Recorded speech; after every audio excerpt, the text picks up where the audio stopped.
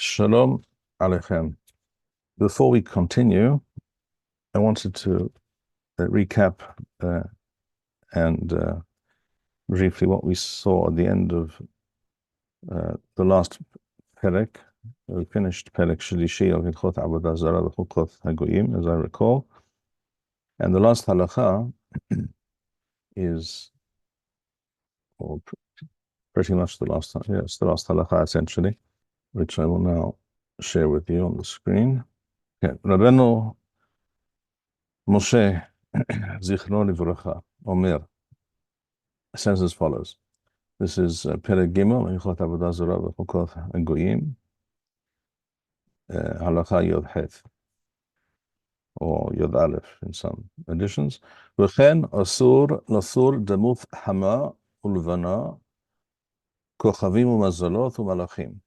We are forbidden to even to draw. In other words, the word lasur means to draw, to represent by way of drawing, etc. We're not talking about a three-dimensional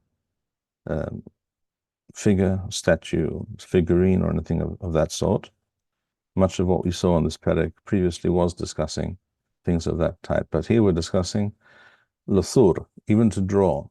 A demuth, the form, the shape, the representation of the sun, moon, stars, planets, angels. Shene'emar lo ta'asun iti.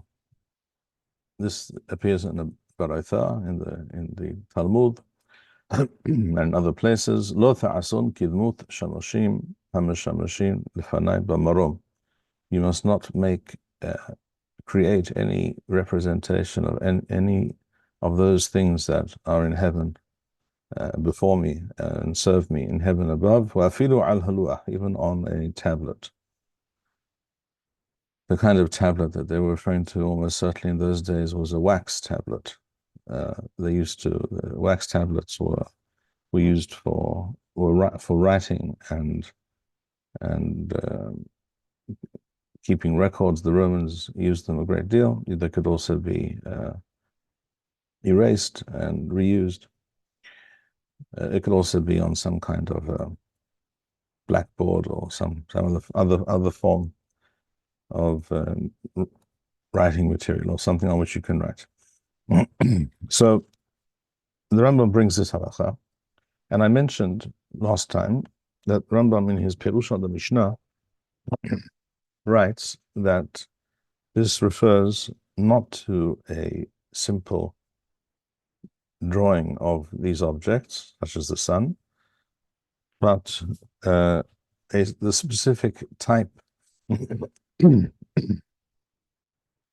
me, a specific type of representation of the sun, shall we say, or the moon, which was in use by of the Avodah Zarah of different types. Which, according to their baseless and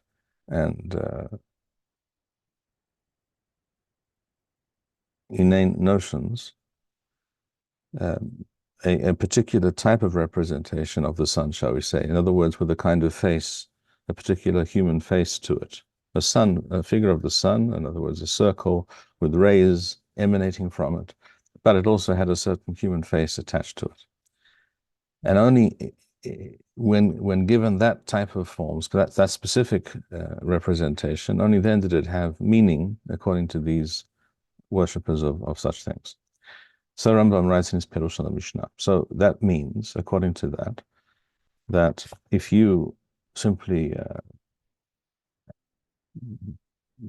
paint a drawing, painted a picture or a drawing of the sun simply as a disk, shall we say, or with rays emanating from it, but without any additional content, that this would not apply, and that would be not be included within the purview of this isur. So Rambam writes in his Perush on the Mishneh, a number of things need to be said with regards to this. I mentioned last time that there are those who disagree, and I'm about to show you one of them now. First of all, it needs to be stated that there is no makor, there is no source in Hazal to substantiate such a claim, such an interpretation. And we do not find other Rishonim making such a statement. Second of all, it should be pointed out that, and this I did not mention last time, from Rambam himself here in Mishneh Torah, it seems that he was Hozerbo, that he does not hold of this position, that he changed his mind, because Rambam would have had to have specified what he writes in his Perush on the Mishnah. He would have had to mention it here when he says asur lasur demut hamal v'ana kuchafim mazalot, etc., that you must not draw these things.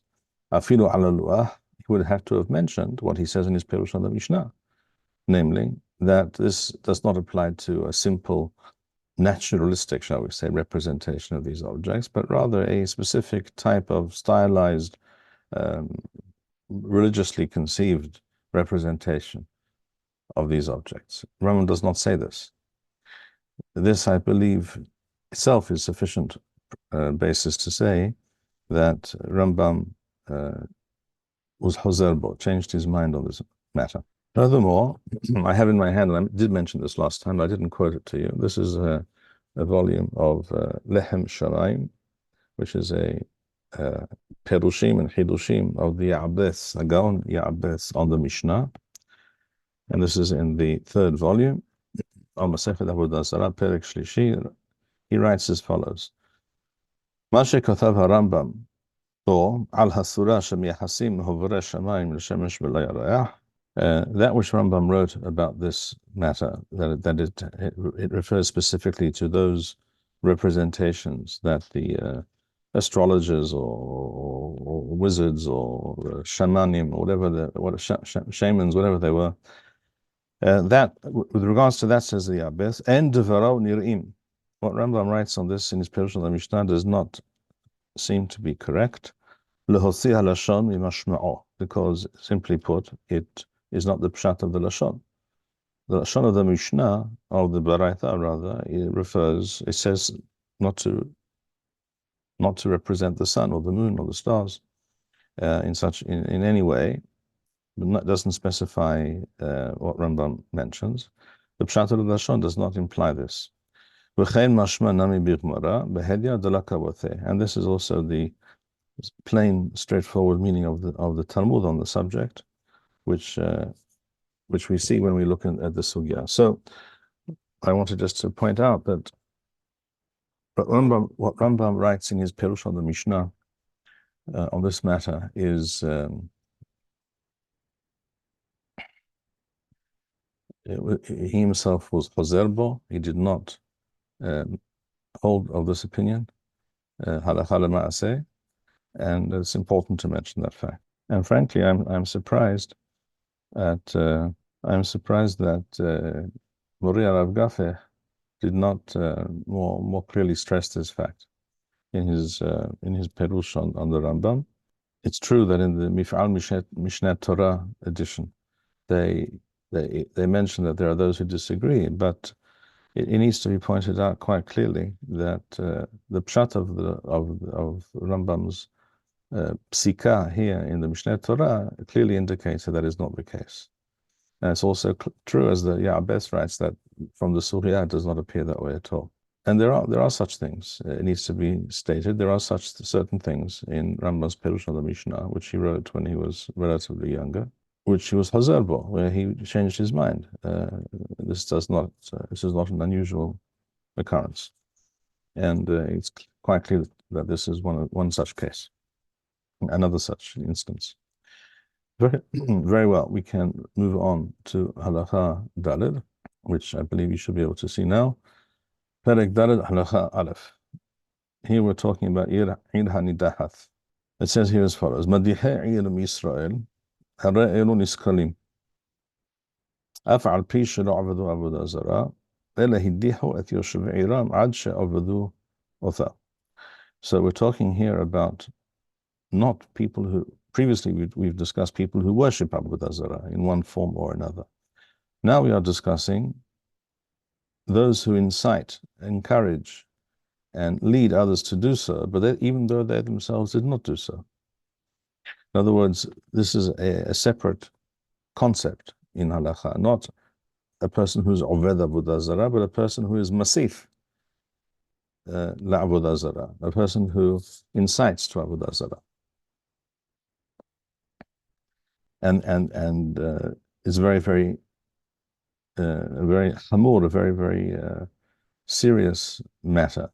There's no such halacha with regards to anything else in the Torah. In other words, if a person incites others to eat a bacon sandwich, there is no halacha of masith lachilat hazir. There is no such thing. Yes, of course, it's asur, and the person should be punished in as the Beit Din finds it necessary. And if we're talking about Meshumadim, etc., well, then that's a separate category in and of itself. But specifically, this concept of a madiyah, masithu madiyah, what's called a masithu madiyah, this applies to avodah zarah, and it says here, harei niskalim, and their punishment is serious. They are to be put to death by stoning. Afal pi shelo avodu avodah zarah, even though they themselves did not worship avodah zarah. Here we're talking about rabim. Also, this is another thing that needs to be made clear. We're talking here about Madihei Israel. You can see very clearly Rambam's wording is precise. We're talking here about those who are Madiach and Ir, in other words, an entire community to do so. We'll see there's also a din of later of Masif with regards to an individual.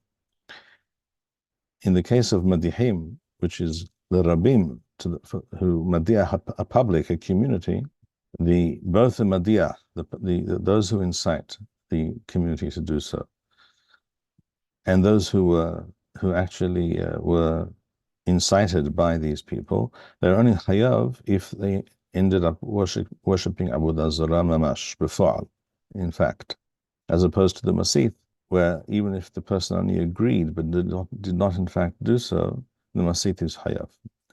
So here we're talking about people who are madiyah me'ir Yisrael, harei niskalim, afal pi shelo avodu avodah zarah, ela hidichu et yoshevei iram, ad she'avodu otha. They succeeded in inciting them, and in fact, the people of their city, or the majority, did so.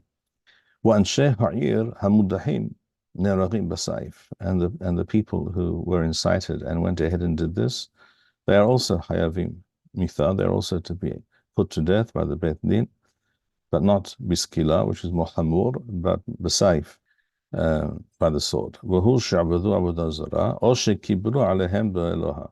In other words, they have to either worship it or to announce that we accept this deity, this image, etc., as a god.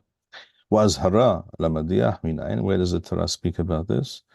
Tamud lomar lo yishama' al picha. In the Sefer Shemot, Parashat Mishpatim, it says, "V'shem Elohim acherim lo yishama' al picha." You shall not even mention their name. So clearly, a person who's madiyah, who incites many people to do so, obviously he's mentioning the name. Rambam continues. This is now halacha beth. En ha'ir na'aset il hanidahat ad shiyu madiha shanaim o yater al shanaim. There have to be at least two. In other words, the minimum number to be considered the rabim is two. Shenemar yutha'u anashim b'nei v'li'al. The Torah speaks about anashim. B'nei v'li'al means evildoers. V'hiyu madiha me'otho shevet me'otha ir. So technically, perhaps to be hayav sekila, it has to be from the same shevet, from the same city. But obviously, we could not allow, as we just mentioned a moment ago, we could not. A real Jewish state could not allow mass incitement against the Torah to go unpunished and without response. Technically, perhaps they couldn't be put to death for this reason, although there might be other reasons there might be. But technically, this has to be from the Otor Shevet Umeotha Ha'ir. Shneimar Umikir Becha, from amongst you, ويديه يوشب عيرام. So the Torah is specific about this. وعدش يديه رباه.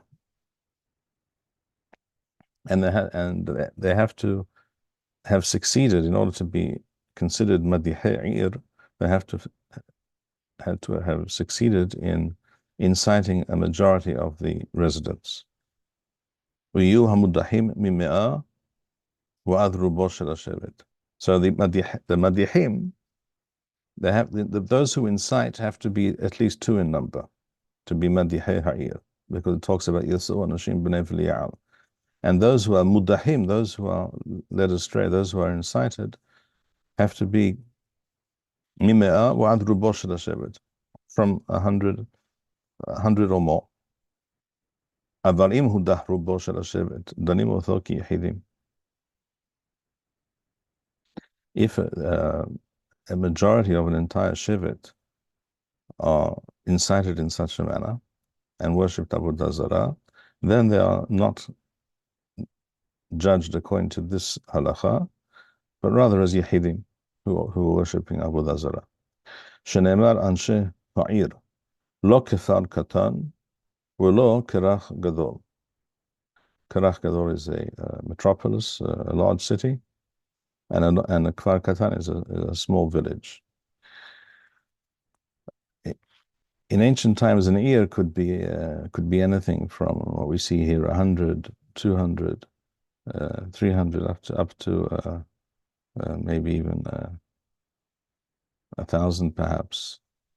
Karach was usually more than 1,000, but cities could be in the hundreds of families. I once spoke to an archaeologist with regards to the city of Susia in Darom Har Hebron, the south of Hebron, an area that has been excavated, and a beautiful, very unique Beth Knesset is to be found there. And I happened to be there once many years ago. I was there recently also, but I was there many years ago, and I ran into a person who was also visiting the site, and he was an archaeologist. And I asked him how many people lived in this city at its height. We're talking about the end of the Talmudic period or shortly after that. And he said something probably like 500 families. It was considered a very major city at that time. Then, of course, the Ishmaelim conquered the country, and as is the way of the world, when Pireh Adam appear, then everything becomes pera, everything becomes wild, uncivilized, and everything, all vestiges of civilization unravel. And that's exactly what happened. And there was a lack of law and order, and there were many raiders from the desert. You can guess what type of raiders they were and what have you. And the people simply had to flee because they could not survive there any longer. There was no one to protect them, and everything began to fall apart. This is also why, if you go to Susia, you will find right outside the Beth Knesset, which is a very beautiful and very impressive building, some of the mosaics on the floor survived, and you can see the structure of the Beth Knesset, what it looked like. The roof is no longer there, obviously, but but you can see how it was organized. And right outside the Beth Knesset, there's an escape tunnel, the beginning of escape, which actually it goes down from the ground level, goes down about 3 or 4 meters, and people, you would be able to escape from the city, that's the highest point of the city, where the Beit Knesset was built, of course, according to the Halacha, Masechet Mechila, and people could flee from marauders, etc., by going into that tunnel. And then there was the tunnel took them to the slopes, the lower slopes of a hill, to the What direction is it? I'm not sure. I'm not sure I remember. Out of the city, anyhow, away from the city. So that is also living proof of the security situation at that time.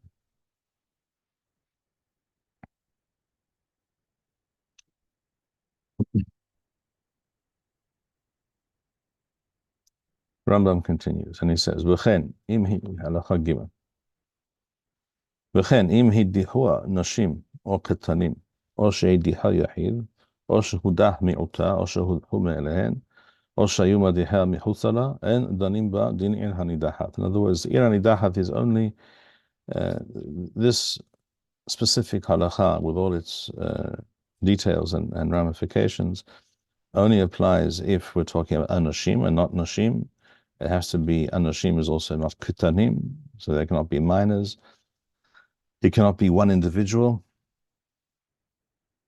who did the inciting, or shehudah mi'uta, or a case where only a few or a minority of the town were incited to do this, or shehudah lehen, or they decided of their own volition to worship Avodah Zarah. They discussed it amongst themselves and they decided this would be a wonderful idea.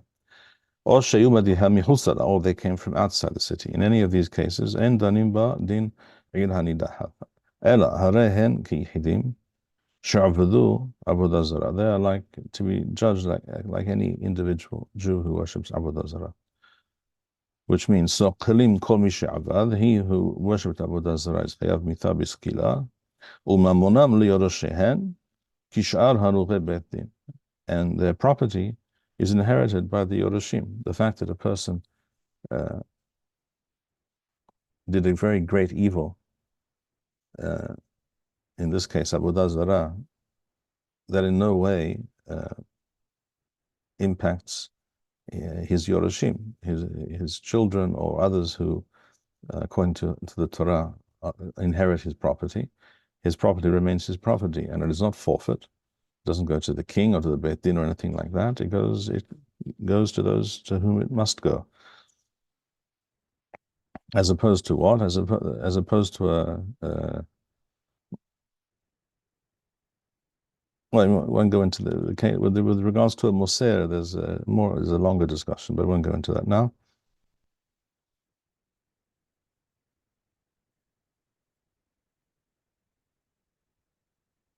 Okay, so halacha gimel or daled en donim din ir hanidahat ela beit din hagadol shel 71. Such a din, such a case can only be brought before the Beit Din HaGadol. Shenemar v'hoseta et ha'ishahu or et ha'ishahi asher asu et ha'davar ha'ra' hazeh el she'arecha et ha'ish or et ha'isha usqaltam ba'avonim wa'methu. From this we learn יחידים נהרגים בבית דין שלכל שער ושער ואין המרובים נהרגים אלא בבית דין הגדול. In other words, the pasuk there speaks about El Sha'arecha, in other words, the local Beit Din.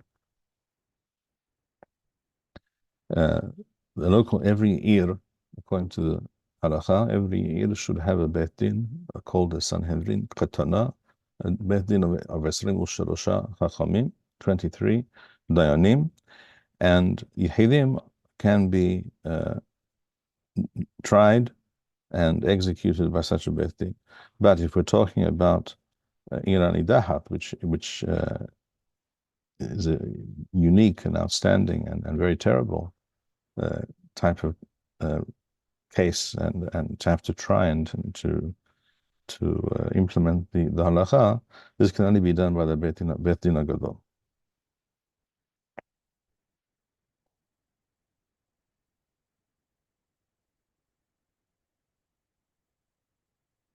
Halacha Hey or Dalet. En ahaf mi'aret miklat na'aset ir hanidahat.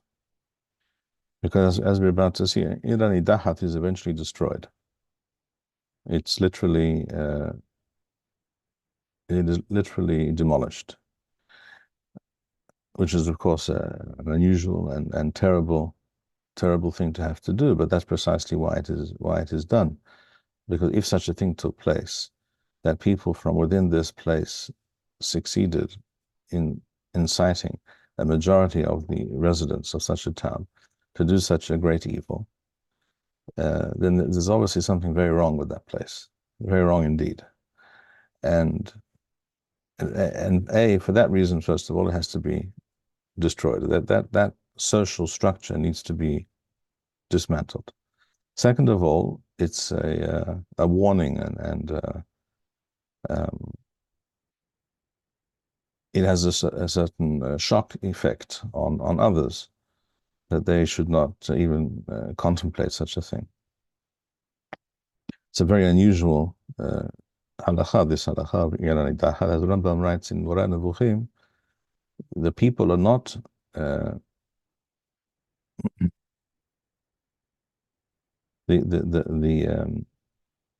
they're not simply executed in the usual way. The town is destroyed by the sword, and then by an army, by a military force, as we shall see. So in Ir Miklat, which is a special town set aside for a person who committed manslaughter, who inadvertently killed another human being, that place, such towns have to remain standing and functioning. So an Ir Miklat cannot become an Ir Nidachat, which would mean that it would be wiped off the map. Shne'emar ba'ahat arecha, in one of your cities. Ulo Yerushalayim Na'as, and there was Ba'ahat arecha means a regular, normal city, but not an Ir Miklat, which is a unique category. Ulo Yerushalayim Na'aset Ir Nidachat, and Yerushalayim cannot become an Ir Nidachat. Lefi shenot nithalaka l'shevatim. Yerushalayim is the property of all of Am Yisrael, of all of Klal Yisrael. It is not the property of a specific shevet tribe, and therefore all Jews, as it were, have shares in Yerushalayim. All Jews that come to Yerushalayim for L'Chalim, for Ma'aser Sheni, and other occasions, Hakhel, and it cannot be viewed as another city. When Osim Ir Hanidahat Bas-Safar, nor do we take a city that is on the border area between Am Yisrael and their enemies, as opposed to a town which is well within our borders, but a town that is on the border, near the enemy. We do not, even if the requisite facts pertain, it is not destroyed as an Ir Nidachat. Why? Kedei shelo yikanasu goyim v'yaharivu et Eretz Yisrael.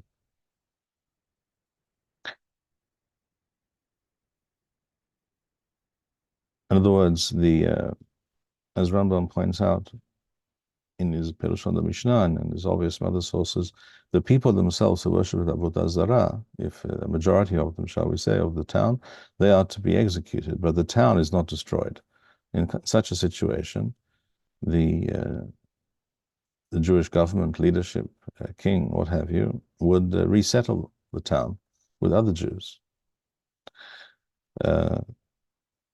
Hopefully, a different caliber of person and community.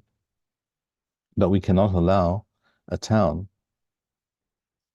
on the outskirts, on the borders of Eretz Yisrael, and beyond which we have a hostile population. We cannot allow that to be destroyed, because that is simply inviting. That invites the enemy to invade, to maraud, to raid. That broadcasts weakness and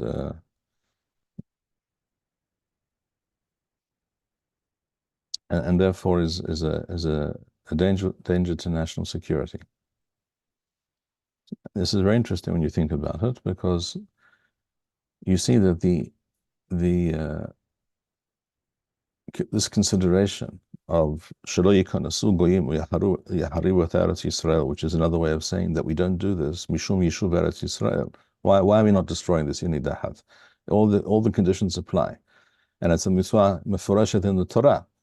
So why do we not do this? Why? The answer is Mishum, excuse me, Mishum Yishuv Eretz Yisrael. This is also an answer to those misguided and rather, I would say, flighty people who claim that Yishuv Eretz Yisrael is not a mitzvah in HaTorah, or it's not a central thing, or it's not an obligation, or all kinds of strange formulations that one can hear from various people. Well, here we have a clear example that a mitzvah in the Torah, a very major and very unusual and shocking kind of mitzvah even, which is to destroy a city where such a thing took place, that is set aside if it endangers Yishuv Eretz Yisrael, if it might lead to a lowering of it may in some way threaten the security of the Jewish people in their land, and it may lead to a certain part of the country being depopulated or something like that, which again is an invitation to the enemy. That overrides this consideration of Yirani Dahat. That doesn't mean that everyone gets off scot-free. As we said, the people involved are still to be executed if they are found guilty. But the town will not be destroyed. It will be repopulated. And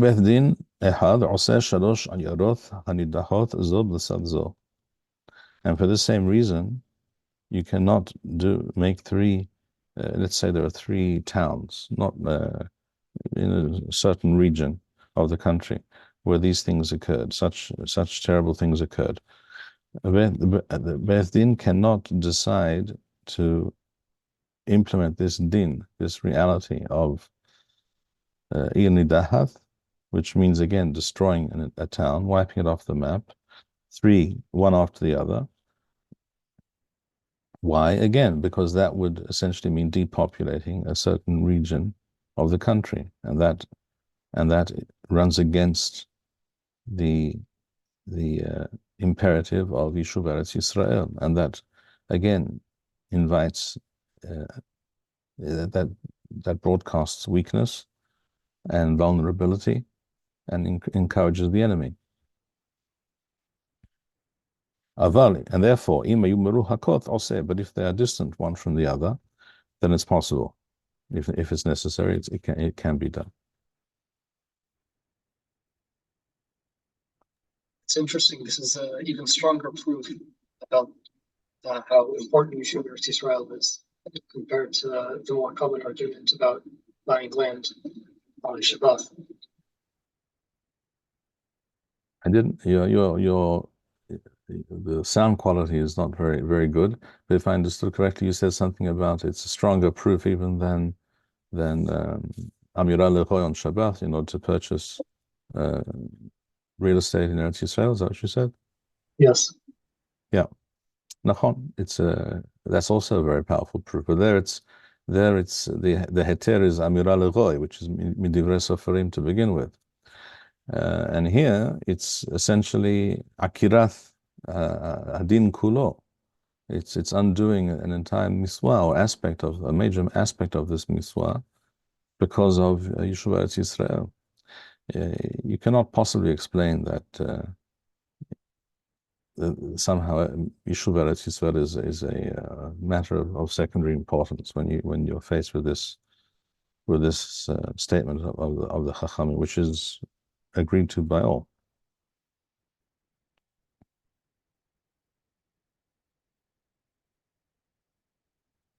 Halacha well or hey. אין עושים עיר הנידחת עד שידיחוה מדיחיה בלשון רבים. ויאמרו להם נלך ונעבוד. In other words, we're not talking about a masif of a yahid, which is a separate category. We're talking about an action deliberately aimed at an entire populace, an entire community. Therefore, it has to be done b'lashon rabim. ויאמרו להם, נלך ונעבוד, או נלך ונזבח, או נלך ונקטר. These are different forms of Avodah Zarah, as we know. או נלך וננסך, או נלך ונשתחווה, או נלך ונקבל בלוע, והם שומעים. In other words, the inciters say these things, let us go and do such and such, and those who are incited here, ועבדו אותה דרך עבודתה, או באחת מארבע עבודות, או שקיבלו אותה בהלואה. In other words, they were incited, they were spoken to, certain things were said to them, but Lashon Rabim, let us go and do such and such, and they went off and did so. And as we saw before, the four avodot, the four major categories of Avodah Zarah, Leviha, Haktara, Nisuch, Ishtahawaya, etc. These, if they worshipped in any of these fashions, any of these ways, they are Hayav. They are deemed to have worshipped Avodah Zarah, and they were incited to this thing, and the din of Ir Hanidahat applies. Furthermore, Ir Hanidahat Shelo Nitkayema Ba Uvemadiha Kol HaTanaim Ha'elu Heach Osim Lahem. What is to be done with such a place where not all of the above details and requirements pertain? Mathrim u'me'idim b'chol echad ve'echad she'avar mehen avodah zarah. In other words, they have to be treated as individuals, those who worshipped avodah zarah. Mathrim u'me'idim b'chol echad she'avar mehen avodah zarah. They are to be warned that what they're about to do is asur. So you have, and you have to have witnesses who saw them do so, and then they are to be punished as individuals. And again, their property is not forfeit; it goes to their inheritors. And what does one do when we are talking about Idahat, where all the relevant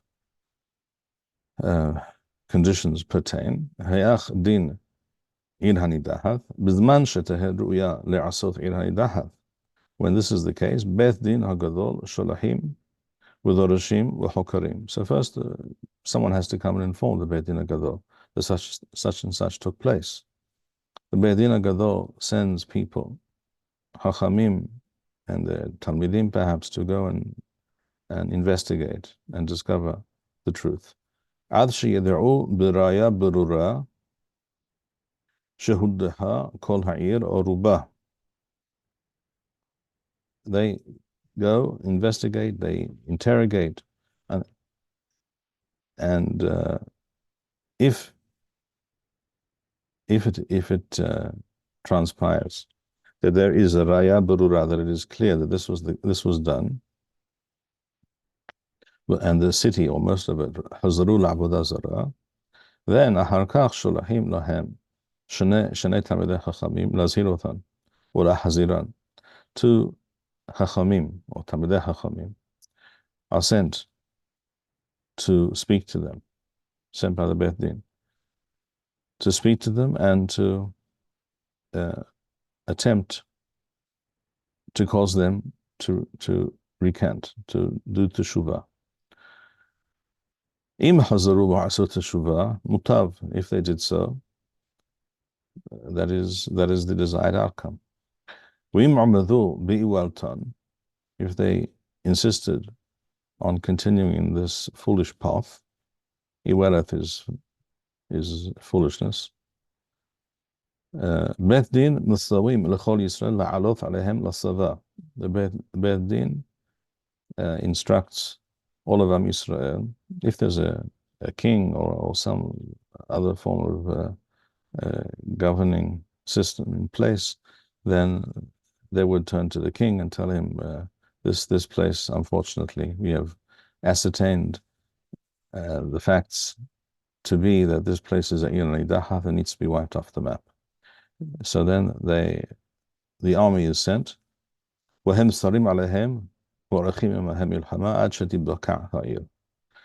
they now a city, if it's a walled city, shall we say, if they see an army coming, a military force coming to conquer them, then they're probably going to lock the gates and remain inside, etc. So they have to be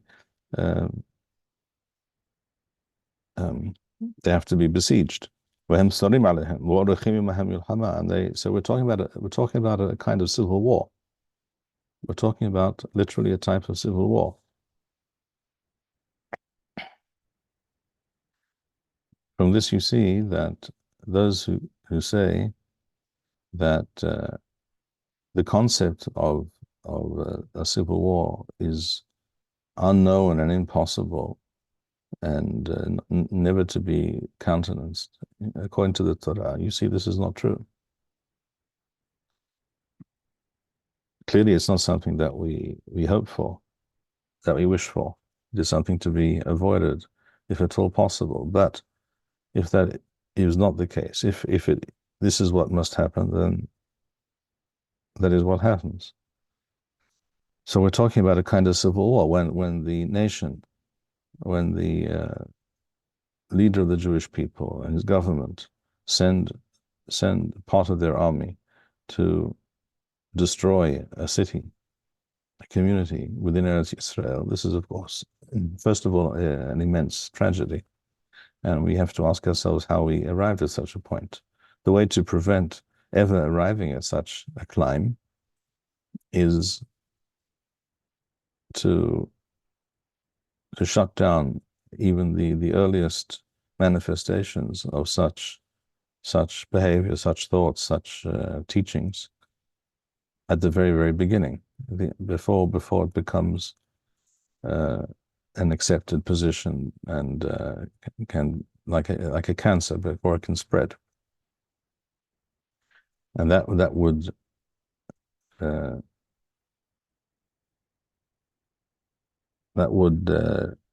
make impossible such a situation.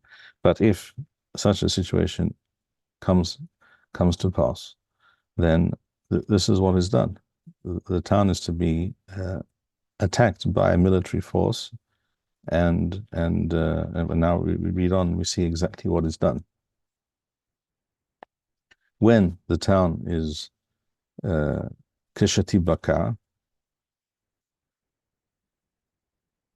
when the town is overrun, in other words, the wall is breached and the town is overrun, miyad marbim lahem batei dinim udanim otam.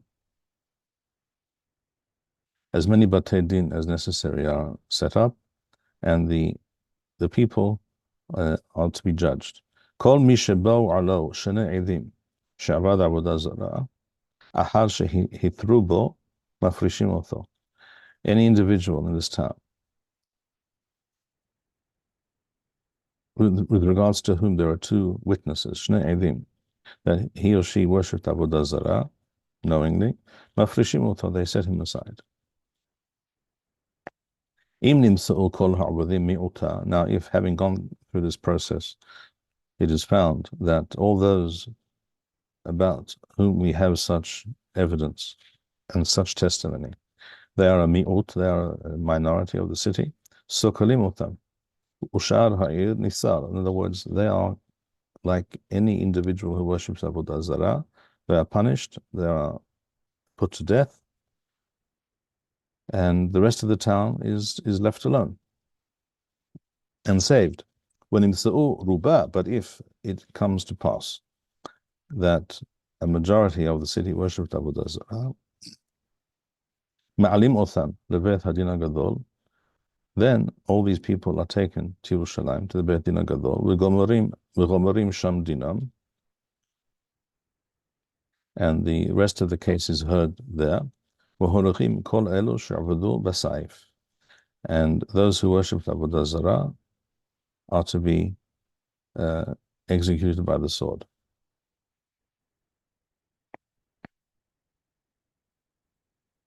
As Rambam again points out in Moreh Nevuchim, they are treated as an enemy who is also killed by the sword, not They're not executed by stoning, for example. It's a different category because these people have, in fact, made themselves into true enemies of the Jewish people. The very essence and purpose and destiny of the Jewish people is to be the opposite of what these people have done. And they're now to be treated as the enemy. And all people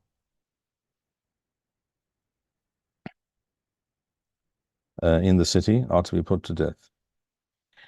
And this includes taf, unashim, children, women, im hudahu kula. If all of the city is found to have worshipped Avodah Zarah, the entire town is put to the sword.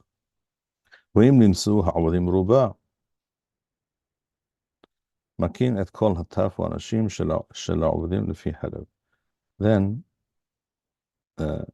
Then too they are to be put to death by the sword. Now this, it must be stressed, this is a most unusual, unique instance of children being executed. And the only way to understand this, as Rambam himself discusses in Moreh Nevuchim, perhaps another time we'll discuss it. We'll perhaps read from what Rambam says next time on the topic in Moreh Nevuchim.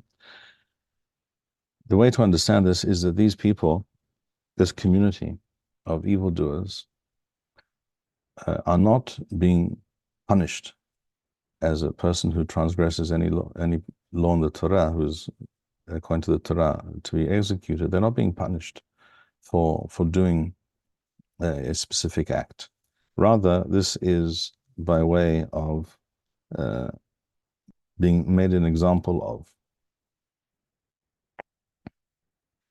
On the one hand, being made an example of to others who might be tempted to act similarly. And second of all, it is because, again, such an occurrence could only, where an entire or most of a city acted in such a way, this could only occur if there was something completely corrupt, spiritually, ideologically speaking, at the root of this community. This society was somehow completely corrupted, and there is a serious danger that this cancer will spread, and therefore most unusual and very terrible actions are called for.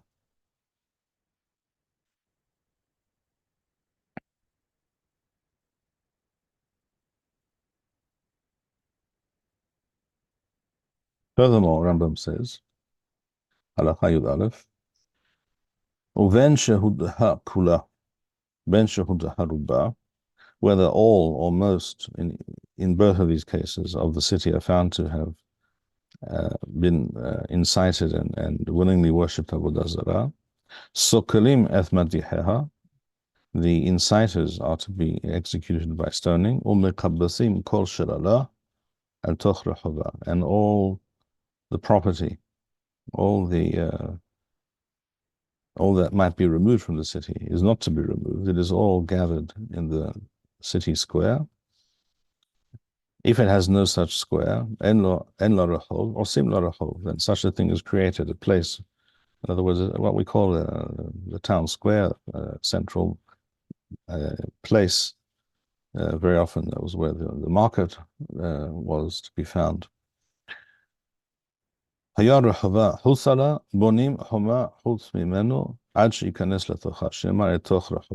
words, even if there was an area that was served as the city square, but it was actually outside the city walls, then it's included within the city walls.